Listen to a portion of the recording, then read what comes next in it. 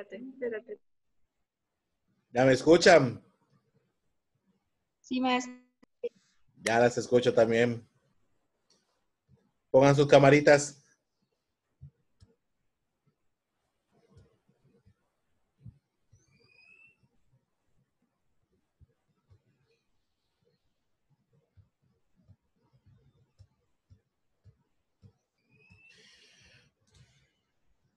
Vamos a esperar a que se conecten los demás.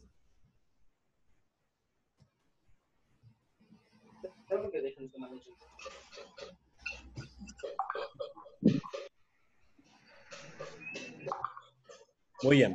Les decía, fuera de la conexión del internet, la verdad, pues no dependen ni de ustedes ni de mí. ¿Qué les pareció la actividad? No, Muy profe, padre, maestro, muy buena la verdad. la dinámica. Digo, vuelvo a repetir, ya con la conexión del internet yo no puedo hacer nada. Eso ya depende pues de la fábrica o del servicio de internet que contratamos, ¿verdad?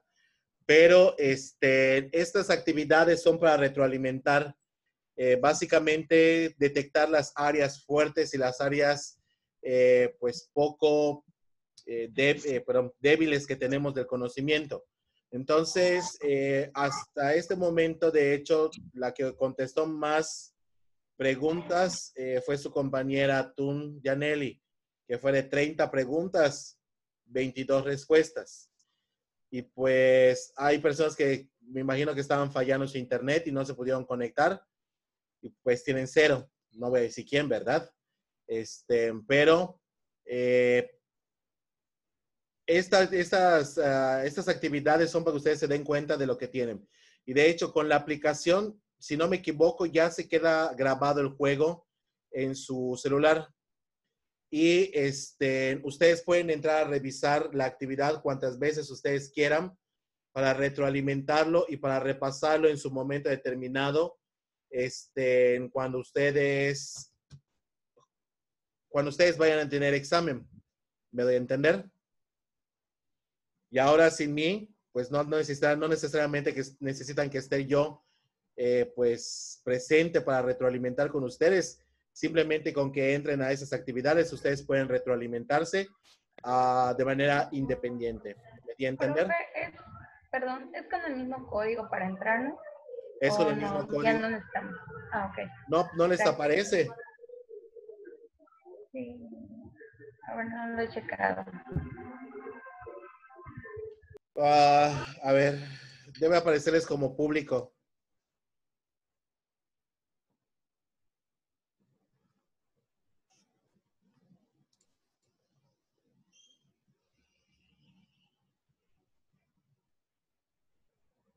Sí aparece en la parte de arribita. Está. Ahí está. No sé si se ve. No veo. A ver, Pero... a ver, acércalo. Es que no sé Bajan el brillo a la brillo. pantalla. Lo que pasa es que tiene mucho brillo. Por eso no lo logro ver. Bueno, pero si tantito aparece a los de... Ahí está. Ustedes lo pueden volver a jugar. Ok. ¿Estamos? Entonces, ¿tienen recursos? Perdón, maestro. ¿Sí? Si no tengo, aunque no tenga descargado esa aplicación, si entro me vuelve a aparecer lo mismo. Si entran, ¿le vuelve a aparecer lo mismo? No, porque no es directamente en la aplicación. Esa es la única cuestión. Maestro, en la lap entonces no aparece. En la lab, no. A menos que ustedes tengan lo que les voy a mandar a continuación. Ok. De hecho, a Marisol le acabo de mandar un link donde ustedes pueden ver el Kahoot.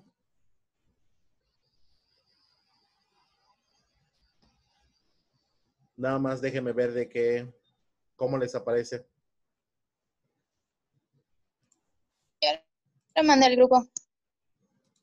Pero les aparece la página o algo por el estilo. Es que nunca me he puesto a jugar mi propio Kahoot, ¿verdad? Pero entiendo que con ese enlace les debe aparecer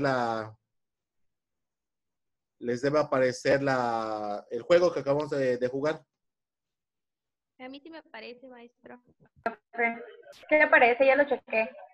¿Sí les aparece? No, lo chequé desde el servidor. Y sí aparece. Ok. ¿Les permite darle play? ¿Qué es jugar?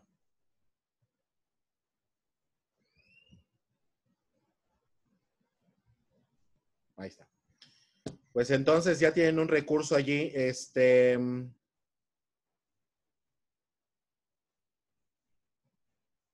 Ahí está. Sí, se les aparece. Play. Ya me mandaron el screenshot. Ahí está. Pues tienen un recurso allá para que ustedes puedan jugar, ¿vale? Cuantas veces ustedes quieran y repasar. En esta actividad, pues para mí me genera un Excel y ese Excel, pues básicamente se va directo a su calificación. Multipliquen su resultado de sus respuestas correctas por 3.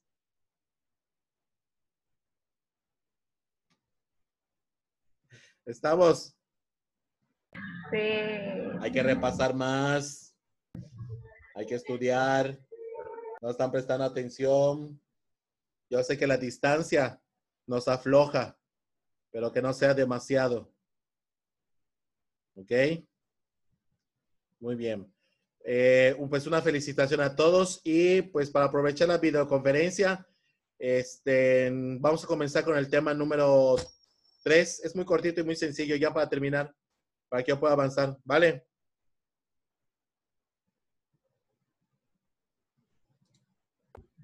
Sí, profe.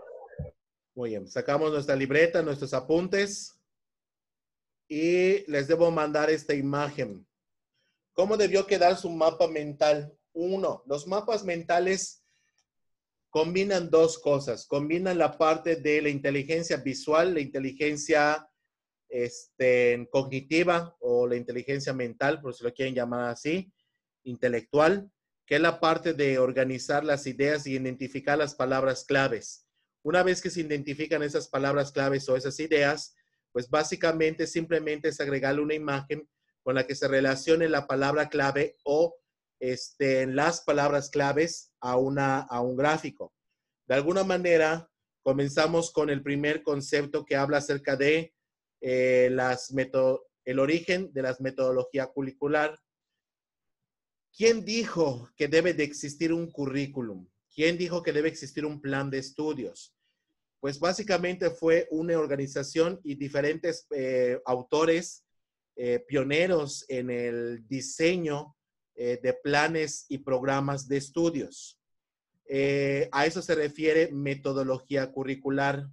A estos pioneros que tuvieron la visión de generar programas de estudios enfocados de acuerdo a las necesidades pues de su tiempo. Y estamos hablando, como hace un momento lo mencioné, estamos hablando de los de 1920, 1930, 40, 1950, 60, 70, 80, hasta los 90 aproximadamente. Las teorías curriculares siguen actualizándose.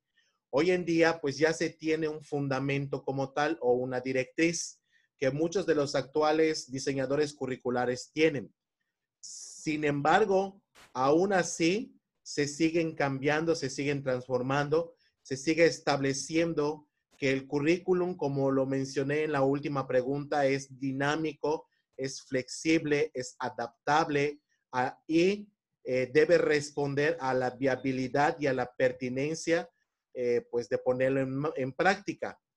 Cuando hablamos de viabilidad y de pertinencia, hablamos acerca de que responda a ciertas necesidades externas del contexto, que estamos hablando de las políticas nacionales, estamos hablando de las políticas internacionales, estamos hablando de la parte regional de los estados o de la política estatal de cada uno de los estados que tenemos en México.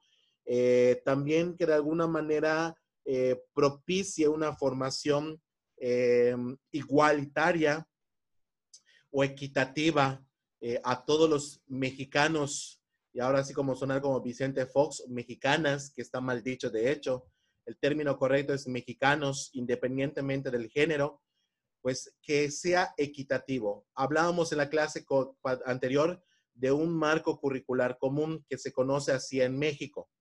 Por lo tanto, entonces, ese marco curricular común, ¿de dónde surge?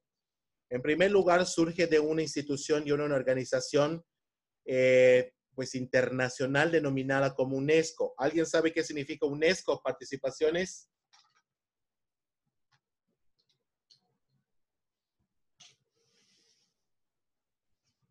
¿Qué significa UNESCO? De hecho, está en inglés. Es la organización. Ajá. Es la Organización de las Naciones Unidas para la Educación, la Ciencia y la Cultura, ¿no? Correcto. Muy bien. Como su nombre lo dice, entonces tiene la tarea fundamental de propiciar el desarrollo pues mundial, no solo el desarrollo de cada país, sino que tenga que lo impulse de manera equitativa a nivel global. Aquí hablamos del concepto de globalización. Por lo tanto, la UNESCO establece que la formación educativa es necesaria, es obligatoria. Hablamos de una formación educativa, una formación que todas las personas tengan, de una formación educativa. Y esa formación educativa va a impactar primero en el individuo y obviamente va a impactar a nivel nacional. Y ese impacto nacional va a tener un impacto internacional. Es como si fuera una cadenita. Si nosotros nos enfocamos a formar a los individuos que componen nuestra sociedad, pues estos van a tener las características particulares de una estabilidad económica, una estabilidad emocional, una estabilidad intelectual, una estabilidad pues, de emociones. Ahora sí, hablando de inteligencia emocional, vamos a hablar también de la parte de, pues, si el ser humano se siente bien consigo mismo, si cada uno de nosotros estamos formados adecuadamente, pues eso va a tener un impacto que en este caso podemos decir primero de manera regional, en el caso del estado de Yucatán, por ejemplo. Después va a tener un impacto a nivel, pues a nivel, ay, estoy buscando, perdón, es que estoy buscando mi lápiz. A nivel, oh.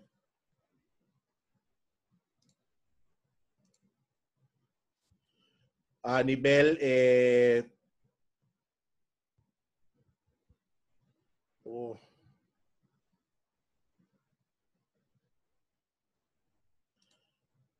a nivel municipal, nacional profe. y después a nivel social. ¿Qué pasó, Eric? ¿Ibas a hacer algo? Está apagado tu micrófono, hijo. No, creí que eran a nivel municipal. Es que sí, de hecho tiene que tener primero un impacto municipal, después estatal, después nacional, después global o internacional, como por decirlo de alguna manera, que básicamente es lo que les quería comentar. Entonces, de ahí viene la idea de que la UNESCO genere o impulse a las naciones de manera general, crear un sistema educativo nacional para que luego tenga un impacto global. Alguna vez creo que en alguna materia han conocido el concepto de aldea global. El concepto de aldea global significa que lo que hace una nación impacta en otra. ¿Me doy a entender? Por lo tanto, una vez establecido el sistema nacional, educativo nacional, en México hablamos de un sistema para, pues, ejemplificarlo. Hablamos del sistema formal, preescolar, primaria, secundaria, educación media superior y superior. Recordemos que esos son los nombres oficiales que se encuentran dentro de lo que es el Sistema Educativo Nacional Mexicano, el SENM. Esas son las siglas del Sistema Educativo Mexicano, Nacional Mexicano. Entonces, hablamos de que cada nivel forma pues competencias específicas para poder pasar al siguiente nivel. Y estas competencias están formadas para finalmente generar un buen profesionista en educación superior y se pueda graduar de manera exitosa. Creo que lo mencionamos en la clase pasada, ¿se acuerdan? De que si yo formo competencias, si yo soy profesora de preescolar y yo formo las competencias necesarias de primero, segundo y tercero de preescolar, eso implicaría que mi niño cuando entre a primaria sea un desarrollo exitoso, se adapte de manera pues fácil, tenga aprendizajes mucho más significativos. Y si soy maestro de primaria, de primero, segundo, tercero, cuarto, quinto y sexto, yo desarrolle las competencias pertinentes y eso le permita pasar al nivel siguiente de secundaria con éxito. Eso le daría la base a los maestros de primero, segundo y tercero de secundaria. En cada una de las pues 11 materias, si no me equivoco, que llevan, pues desarrollar un alumno pues con grandes habilidades, competencias, destrezas, actitudes, aptitudes y valores. Posteriormente, eso les va a permitir ingresar al nivel bachillerato o denominado como educación media superior, que les va a permitir pues obviamente también la adaptación, la facilidad, la integración y el desenvolvimiento en bachillerato. Y finalmente, la educación media superior en su primer y segundo año va a generar competencias que les van a permitir ingresar de manera exitosa a la educación superior y que éste pueda desenvolver, desarrollar, fortalecer todas las competencias desde preescolar, desde primaria, secundaria y educación media superior que ha generado. De eso habla la UNESCO, crear un sistema educativo nacional que le permita generar competencias para la vida, para la profesión, para la sociedad. A eso se le denominan los 4 saberes: saber conocer, saber hacer y saber ser. ¿Me doy a entender? Muy bien. De ahí habla acerca de que el sistema educativo nacional de cada país depende mucho del desarrollo o el avance que tengan. Por lo tanto, ¿por qué se llaman países desarrollados? ¿Alguien sabe?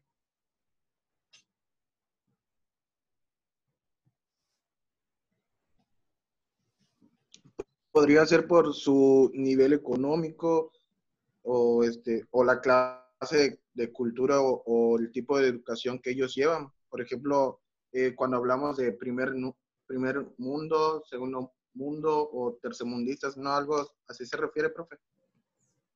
Así es, exactamente, Eric. De hecho, se refiere mucho a la inversión que le dan a la educación. Recuerden que se denomina como un presupuesto nacional. Entonces, cada país le da un presupuesto a su educación hablando del sistema que tenga. Porque acuérdense que pues los países de primer mundo o los países desarrollados, como Eric los mencionó, son estas naciones que tienen una gran inversión en su educación y también tienen una gran inversión no solo en la educación, sino en el desarrollo científico-tecnológico. Y eso le permite a sus países tener se le conoce, ¿alguien sabe qué significa PIB en economía? Producto Interno Bruto. Así es, Solís, Producto Interno Bruto. Eso le permite a los países tener un Producto Interno Bruto alto. Y obviamente eso les permite seguir generando pues mayor inversión en ciencia, tecnología y educación. Pero también culturalmente, porque entienden que la educación es completamente necesaria para poder pues sobresalir. Digamos que de alguna manera los países de primer mundo o desarrollados son los países donde hay más competitividad entre estudiantes.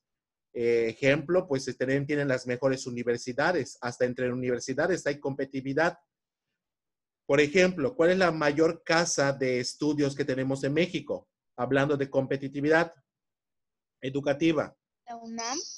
La UNAM, la Universidad Autónoma de México, es la casa rectora o la casa principal educativamente, hablando de educación en México, porque tiene una calidad educativa pues reconocida a nivel internacional. Si hablamos de manera estatal en Yucatán, ¿cuál sería esta casa? La UADY. Aguadi. la UADY que tiene, ¿por qué tendrán estas calificaciones de reconocimiento estatal, nacional o internacional? Y tiene que ver mucho con su currículum o con sus planes de estudios. ¿Por qué? Maestro, Sí. quizá porque las competencias que aportan en cada licenciatura, por decir así, o las competencias que hacen que desarrollen los estudiantes, son más factibles o están más adecuadas a las necesidades del contexto.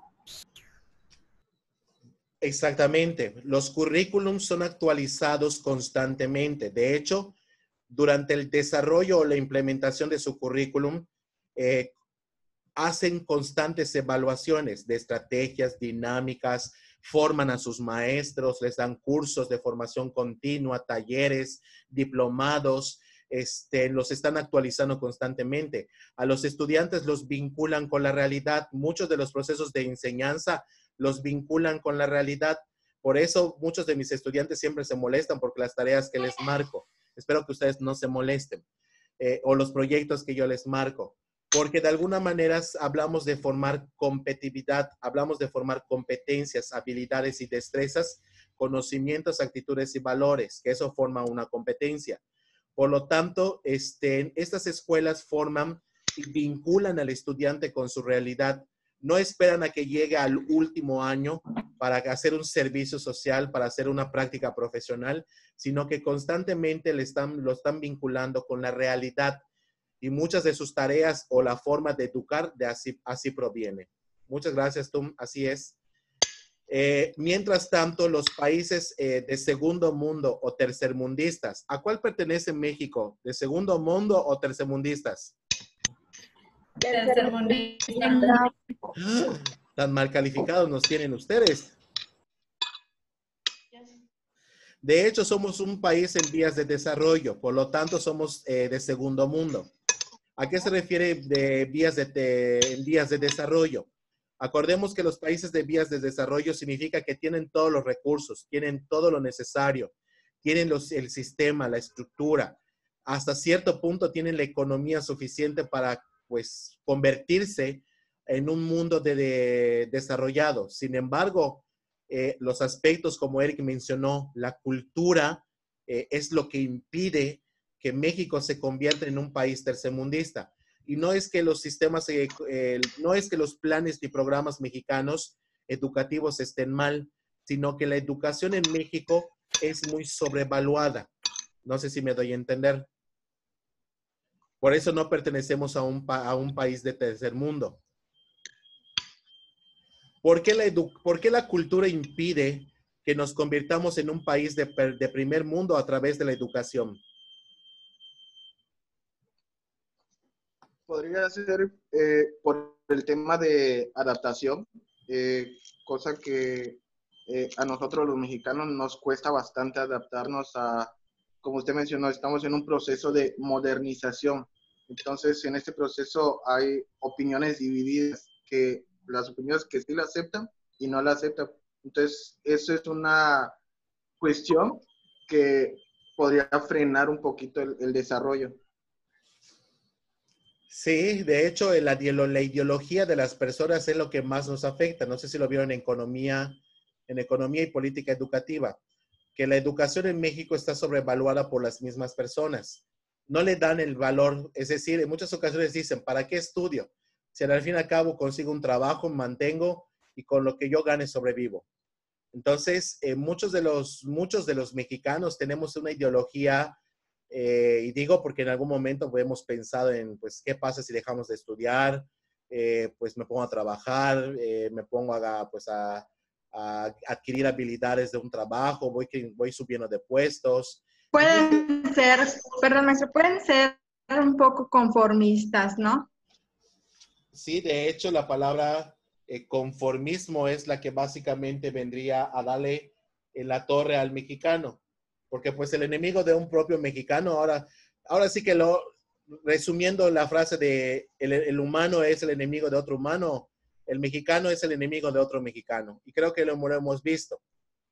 Muchos de los mexicanos que han sobresalido siempre pues está la excusa, es por palanca, es porque pues cruzó de mojado y de chichazo tuvo su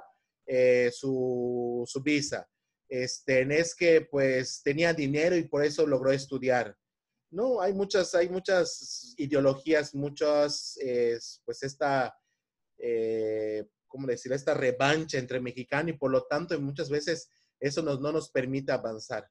Y pues hasta que no hagamos ese cambio de ideología nosotros mismos y como maestros tenemos la función de hacerle notar al niño a través de los programas de estudios que aplicamos, de que estudiar es una fortaleza. Hay muchas formas, hay muchas metodologías, hay muchos recursos. Hoy en día, pues están las becas, están las ayudas, hay escuelas, pues de alguna manera que dan otras becas por otras habilidades como deportivas, no sé, sociales, por cuestiones de ayuda social, entre otras cuestiones. ¿Me doy a entender? Muy bien. De ahí partimos de que la UNESCO habla acerca de que la función principal de la enseñanza es iluminar, es guiar, es transformar, es decir, que el ser humano diga, ya no soy el mismo de antes, ahora soy otra persona porque he pasado un proceso formativo. ¿Por qué pasé ese proceso formativo para convertirme en un recurso humano?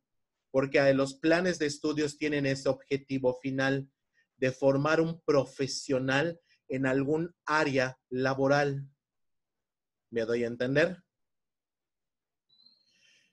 Y por lo tanto, eso significaría que al final de un proceso formativo de tantísimos años, de 3 de preescolar, 6 de secundaria, 6 de primaria, 3 de secundaria, 3 de bachillerato y de licenciatura, dependiendo, 3, 4, 5, 6, de acuerdo al plan de estudios, yo me dé cuenta de que no soy el mismo individuo, no soy la misma persona, no poseo los mismos conocimientos, sino que soy mucho mejor y por lo tanto, digamos que hasta un punto he alcanzado la iluminación de que soy un recurso humano para generar un bien social a través de mi trabajo, de mi labor, de mis acciones, de mi pensamiento.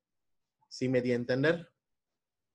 Y así es como los países de primer mundo se convierten en países de tercer mundo, haciendo entender y comprender que la educación forma un recurso humano primero para recibir un bien individual, pero también para tener un impacto social.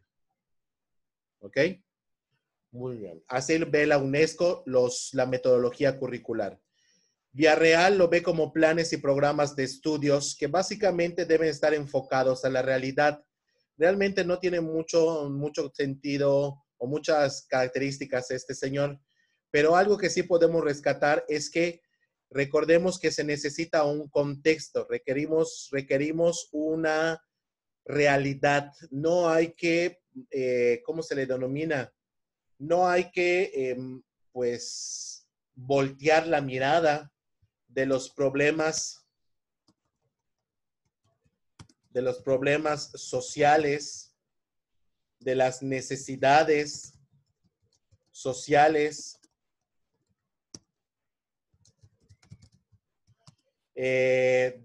también de las, pues no solo hay que ver lo malo, sino también hasta lo bueno, de los alcances o, ¿cómo se le denominan? O fortalezas sociales que tenemos. Entonces, este señor, el punto principal que le da es que la realidad social circundante, el contexto, debe ser motor que dirige la construcción de un diseño curricular. Si no consideramos los problemas, necesidades, alcances, fortalezas sociales que tenemos a nuestro alrededor, pues obviamente no implicaría pues mejorar nuestra realidad, sino todo lo contrario. Por ejemplo, hay muchos países que tienen un gran nivel de alfabetismo, es decir, de falta de conocimientos básicos para saber leer o escribir, que es lo mínimo que te necesitan para decir que no eres un alfabeta. Hoy en día hablamos de alfabetas funcionales, no sé si saben qué es eso, que son personas que saben leer y escribir, pero no tienen la capacidad de comprensión. Entonces, hay que vincular la realidad del diseño de nuestro programa de estudios para que este tenga un impacto en la realidad. No se trata de cubrir, pues, lo que parece ser con lo que quiero solucionar. No, es lo que es y establecer acciones para solucionar esa situación o reducir el impacto.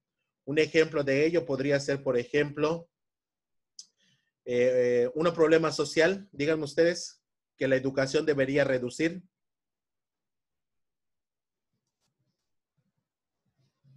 Ya hablé mucho. ¿Les toca a ustedes? Díganme. ¿Rezago educativo podría ser? El rezago educativo, así es.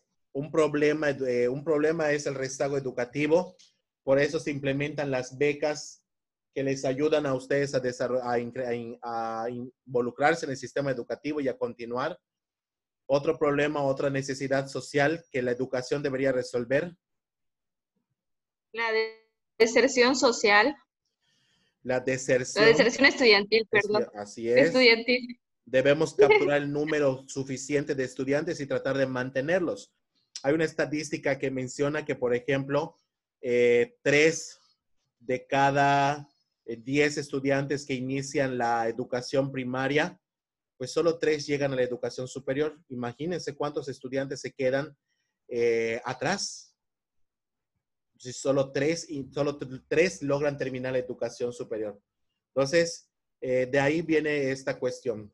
De ahí partimos con el aspecto de que la educación, de acuerdo a Mendoza, o el currículum, es un modelo social que debe generar la teoría humanista, debe generar, pues, impulsar una formación de desarrollo social, de cooperación social. Y no solo hablamos a nivel nacional, sino también hablamos a nivel internacional. Como por ejemplo, si ponemos el COVID, los mexicanos o los científicos mexicanos no tenían mucho conocimiento sobre seguridad, sobre protocolos, sobre, pues, investigación, que tampoco tenemos esa fortaleza nosotros. Tuvieron que invitar a, pues, cubanos, chinos, a que vinieran a apoyarnos para que nos den, pues, estos cursos formativos sobre cómo tener protocolos de seguridad en los seguros sociales, cómo cuidar a los enfermeros y los médicos, qué tipo de instrumentos necesitamos para poder mantener vivos pues a esas personas que caen dentro de esta enfermedad. No sé si me doy a entender. ¿Tienen alguna duda hasta aquí? Ok. De ahí partimos con la idea de plantear alejarnos de la parte de la tecnocracia. La parte de tecnocracia habla acerca de que los seres humanos debemos alejarnos de los diseños curriculares que solo formen un recurso laboral. Es decir, que solo vaya a trabajar, ese trabajo le dé ganancias a una persona inversionista y ese inversionista se vea beneficiado del trabajo de una persona, de lo que sabe y de lo que conoce. Entonces, de eso habla este señor Mendoza, de que el diseño curricular debe alejarse de la parte de formar personas que solo vayan a trabajar y que ese trabajo enriquezca a alguien más y que no sea equitativo. Por lo tanto, los programas y estudios deben estar formados para que un profesionista gane de manera adecuada, de acuerdo a sus saberes, de acuerdo a sus acciones, de acuerdo a sus conocimientos y pues le dé una parte proporcional a quien le da ese trabajo. ¿Me di a entender? ¿Tienen alguna duda? No. Profe. Muy bien.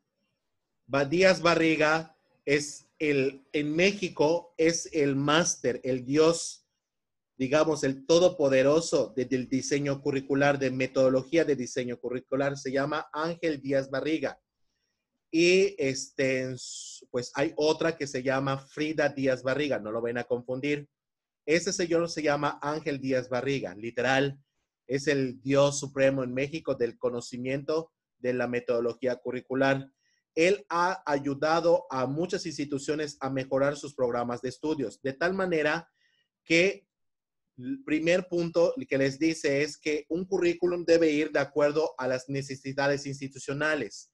¿Cuáles son esas necesidades? La misión, la visión, los valores institucionales.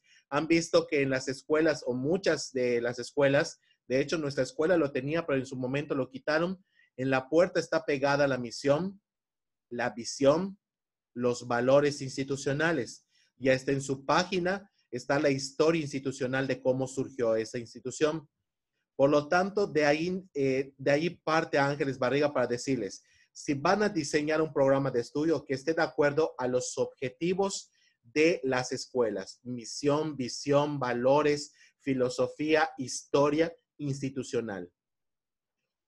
Sin embargo, también dice, hay que considerar nuestras limitaciones. Hay que saber de cómo embonar todas esas barreras o esas limitaciones para crear planes de estudios efectivos, eficientes, pertinentes y viables. Eso les va a ayudar a las personas a crear pues diseños curriculares efectivos, eficientes para formar recursos humanos pues grandiosos con conocimientos magníficos. De ahí nos establece que los planes de estudios tienen que tener vinculación social. ¿Por qué? Porque recuerden que una persona que está estudiando debería tener un efecto positivo en la sociedad para mejorarla. Por lo tanto, si un plan de estudios no vincula ni los conocimientos, ni las habilidades, ni los valores, eso significa que el plan de estudios es obsoleto, no es viable y no es pertinente.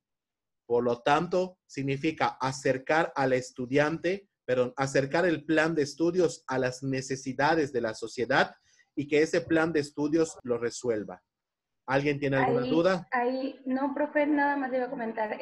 En esta parte entraría lo que es la congruencia, ¿no? De lo que se está estableciendo. Excelente, hija, que tengan congruencia. Y a lo que se quiere llegar. Exacto, hacia dónde vamos y a dónde queremos llegar con todos esos seres humanos que voy a formar. ¿Ok? Orientación tecnológica.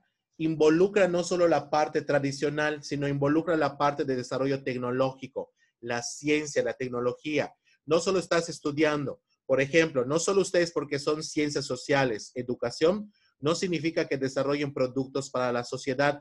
De hecho, algo que deberían tener es vincular su contexto con las necesidades circundantes de su colonia. Un ejemplo, crear programas educativos donde les permita a ustedes fortalecer sus habilidades, sus conocimientos, sus destrezas como futuros profesores a través de la ayuda social. A eso se le llama responsabilidad social de las instituciones. ¿Sí me doy a entender? Y de ahí generar eficiencia y pragmatismo. Es decir, que vaya mancuerno todo, que todo se relacione como las neuronas de nuestro cerebro. Que una le dé energía a otra y que la otra reciba la energía, la multiplique y se la vuelva a dar a la siguiente. Y así sucesivamente. Todo está interconectado entre sí y se afecta entre sí. Si una deja de funcionar o deja de darle pues fortaleza, pues es hora de cambiarlo, modificarlo o simplemente eliminarlo y poner otro. Abandono de los modelos político-económico, es decir, dejar de responder a las necesidades nacionales y enfocarse primero en resolver las necesidades de nuestra sociedad para que luego ésta desarrolle lo político y lo económico. ¿Me doy a entender? Y ya para terminar, Arredondo. Arredondo habla acerca de programas de estudios que habla acerca de que estos deben romper, pues deben establecerse retos, romper con los problemas sociales y resolver las demandas sociales. Y eso ayudaría es algo parecido a Ángel Díaz Barriga. Y eso le ayudaría a las personas a generar educación de calidad. ¿Ok? ¿Alguien tiene alguna duda sobre las metodologías curriculares? ¿Tienen alguna duda? Muy bien, ya va a terminar la videoconferencia. Para que no continúe, nos vemos la siguiente clase. Dale, el jueves.